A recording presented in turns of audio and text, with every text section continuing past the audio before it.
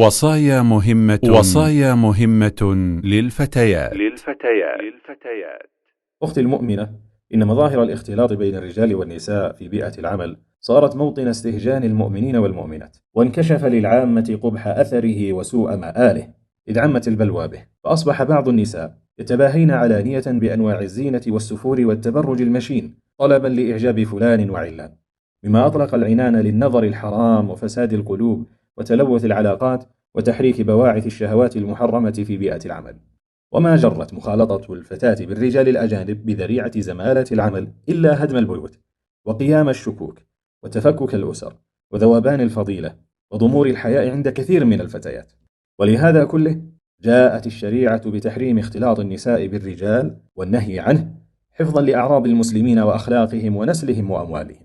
وبين الله في محكم كتابه أن الأصل للمرأة أن تلزم بيتها لتقوم بالعمل الذي لا يقوى عليه 1000 رجل مكانها، ألا وهو بناء الأجيال وإصلاح الأخلاق ورعاية الأزواج.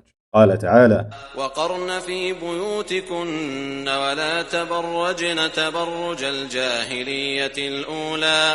وقال عليه الصلاة والسلام: المرأة عورة، وإنها إذا خرجت من بيتها استشرفها الشيطان، وإنها لا تكون أقرب إلى الله منها في قعر بيتها. أختي المسلمة، إن كسب المال والنفقة على النفس والعيال ليست من مهام المرأة في الأسرة المسلمة إلا عند الاضطرار إليه، وإنما مسؤولية الكسب الحلال والنفقة على الرجل، سواء كان زوجا أو أبا أو غيرهما من الأولياء.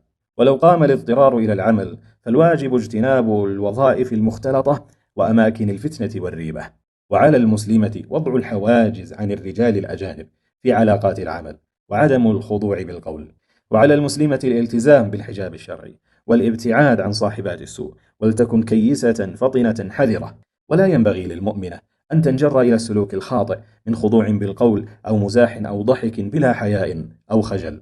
ولتتذكر المسلمة ربها الذي خلقها وأمرها بالعفاف والحياء، فلا تخالف أمره بالوقوع في دواعي الفتنة والرذيلة. ولتتذكر أخا شرفه من شرفها وعاره من عارها. ولتتذكر أبا أفنى عمره ليرى بنتا يفخر بها.